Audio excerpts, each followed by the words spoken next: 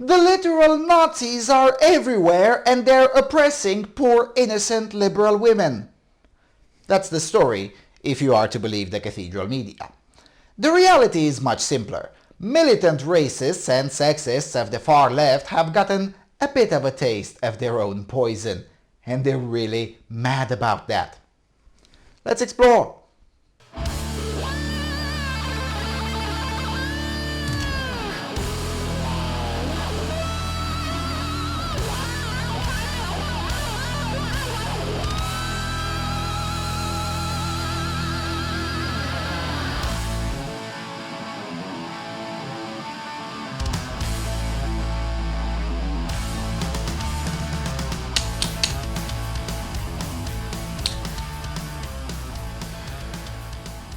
Hello everyone and welcome to the Freedom Alternative. Alright, so this is the best story I covered in the last 2 months or so, because no matter how I look at it, I can't find an angle for which this story is not fantastic news. So to keep this video short, because it's not a topic worth wasting too much time on, the story is that Twitter and Facebook have dared and had the audacity, the gall, to enforce their own policies on leftists a few times here and there. The month started with the militant racist and sexist Kathy Notopoulos of the most purulent rag on the internet, BuzzFeed. She got suspended for the usual sexism and racism that everyone on the planet knows it is endemic on the mainstream left. So she wrote about her experience on BuzzFeed. A long 20-something paragraphs drivel which basically says, "It's different when we do it." Pertinent to this talk are the following quotes. Twitter's abuse enforcement priorities may be skewed in the wrong direction, and this one, quote, "They're trying to crack down on the worst of Twitter by applying the rules to everyone." So yeah, it's not an issue that the priorities might be skewed. The problem in the eyes of the militant racist and sexist from BuzzFeed is that the priorities are fair instead of being skewed against her political enemies. The second story to consider appeared on the Daily Beast under the title "Facebook is banning women for calling men scum." Also a very long article for which I'll abstain from reading too much, and in which basically a handful of disdainful militant racists and sexists are complaining that their disdainful militant racism and sexism got them zucked. Of course, the Daily Beast, being the purulent excrement that it is, describes this as, quote, "The problem has become so widespread that Avery even created a website to document women's tales.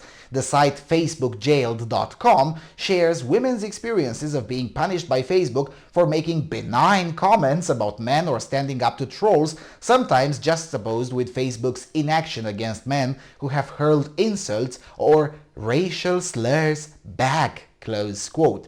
Note the language here. Men who have hurled insults back. I'm sure this is accidental honesty here, but it is nonetheless true. As you can see in the image on the screen, this is how virtually all incidents of misogyny on social media go. Some dumb bimbo throws manure into the fan and then is surprised when the manure goes right back at her, and then she cries foul. Now, the Daily Beast then continues to bitch and complain in its long defense of the worst racists and sexists on social media by claiming that the system is unfair. Here's a sample, quote, "One issue with the way Facebook moderators currently review posts is that many problematic posts are viewed individually without context because of privacy concerns.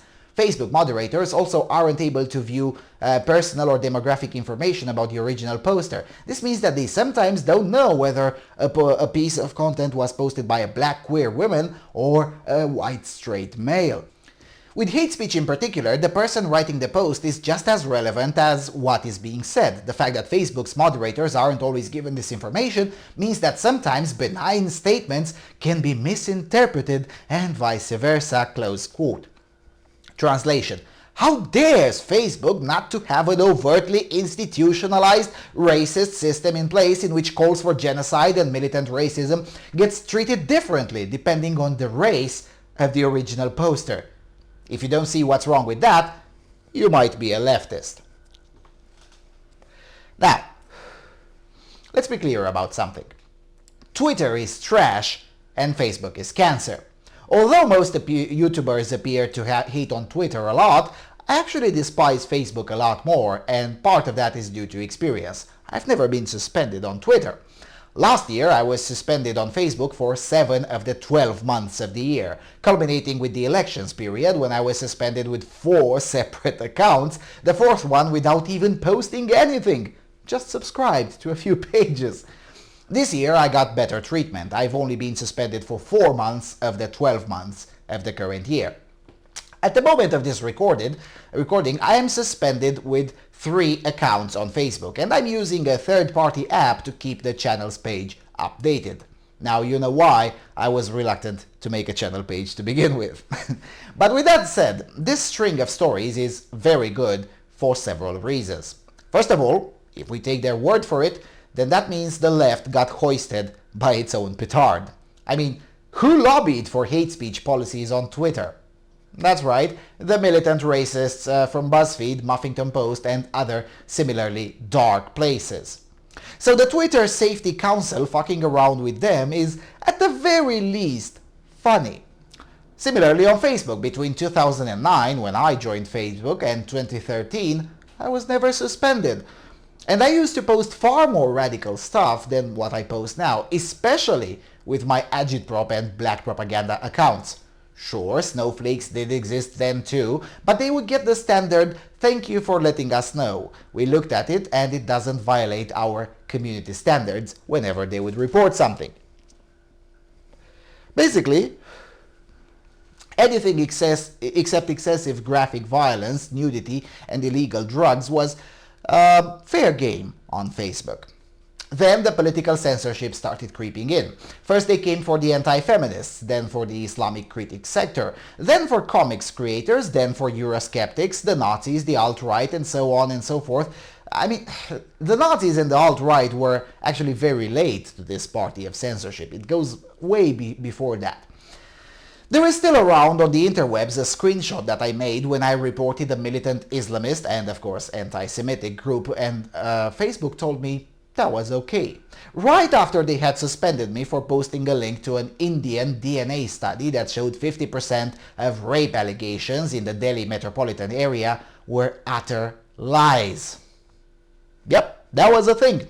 That link is still blocked today on Facebook, even though it comes from the most reputable institutions in India when it comes to matters of science, of DNA. And people like me have been complaining about this for years on end. We also tried to warn the so-called sensible liberals that this trend is a very bad idea and that it will end up in everyone being censored sooner or later. Nobody listened. And this is the second reason this string of stories is great, because it forces the normies to think. Do you want a world of censorship or one of liberty? If they like censorship, then they can stay on Facebook. If not, they'll start asking around for alternatives. The intersectional bollocks, though, will not stand, and that's something our friends on the far left don't want to hear.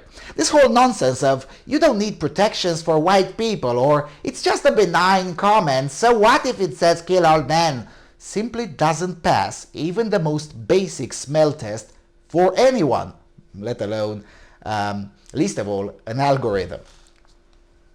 Because believe it or not, programming an algorithm to use the progressive stack is pretty darn hard. And as they say in America, ain't no one got time for that, mate. The third reason for why this is great news is the fact that even casual lefty normies will have to face up to their own favorites, literally defending white genocide because potato. The ironic thing about literal Nazis is that they have weaponized taking things literally, says the militant racist and sexist from BuzzFeed. Well, that is indeed true. Welcome to our world, cupcake. An acquaintance of mine, a priest no less, was banned earlier this month for a joke he wrote about himself, and then banned again for saying pleonasm. Facebook thought someone was offended because a third party reported on being offended, presumably on the behalf of my priestly acquaintance who had just offended himself. Can you not see the lunacy of all of this? And again, if you don't, you might be a leftist. The point is that as long as you accept these kinds of rules, they will always be applied like this. And this is what casual normies will have to learn, whether they like it or not. When you have over 1 billion users, a staff of 7,000 people is irrelevant. There is no way you can enforce those rules consistently. It's just not possible, especially if the rules are intricate and bloody intrusive. Facebook is utter shit, but the bigger shit are the people that pushed for those rules to begin with.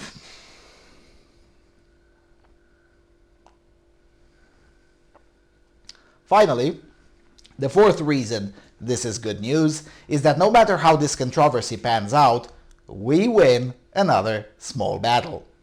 If nothing changes, at the very least we got the normies talking about censorship, about the merits of tolerating censorious behavior. That's always useful, because every time we accomplish that, more regular people start asking the correct and obvious questions. If something changes, we win a bigger battle, no matter the change. If Facebook and Twitter double down on the bullcrap, which they might, then they'll bleed even more users, and that is a good thing.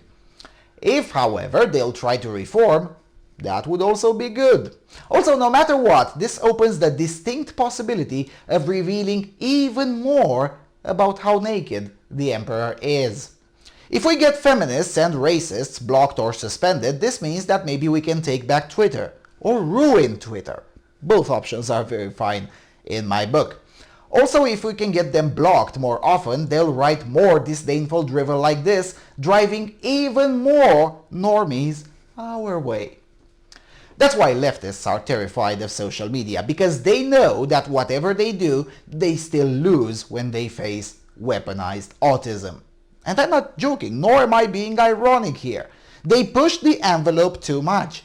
I said in December 2015 that we've reached peak progressivism and that it will only get worse for them from then on. I wasn't wrong.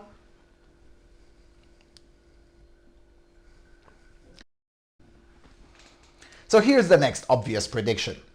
While the decline started in early 2016, the first 2 years, maybe 2 years and a half, will still be the denial phase. The steep collapse is still ahead of us. The best progressives can do is try to postpone it. The best we can do is try our best to accelerate it. And one way to do that is to compel them to be honest. An honest leftist on an open market is all we need. The market will take care of the rest. Holy capitalism can manufacture the helicopters and the trash bin. And this is why these campaigns must continue. There's a ton of anti-white content out there that the left must be forced at all costs to live up to its own book of rules. I don't care if it's bad faith brigading. They've been doing that to us since there has ever been a social media, so you'll excuse me if I won't give two hoots about some racist bimbo from BuzzFeed being blocked. This needs to escalate. I want to see New York Times columnists suspended. I want to see Black Lives Matter out. Don't be afraid of polarization. Embrace the polarization. The fear of polarization, this irrational fear of polarization, is what allowed the left to dominate for far too long. They relied on us being good people and play by the rules in spite of them not playing by any rule. Well, I guess it's time to bring back the rule book. And since the only rule book available on social media is the one they themselves wrote, well, tough luck. Start playing by your own goddamn book of rules. You don't like it? Then join us and let's change the rules. Mind you, I'm still open to such an outcome, even though I'm not holding my breath on it. The other possible outcome is that Twitter first and Facebook next go out, or lose a lot of relevance. I'm actually fine with that too. Now, if only we could convince Donald Trump to join GABA-E and stop using Twitter. Now that would be fantastic. And I'm not even joking. Until then, though, we should encourage the trade of thought amongst leftists that Twitter is essentially now Gab.ie 2.0 and that only deplorables still visit it.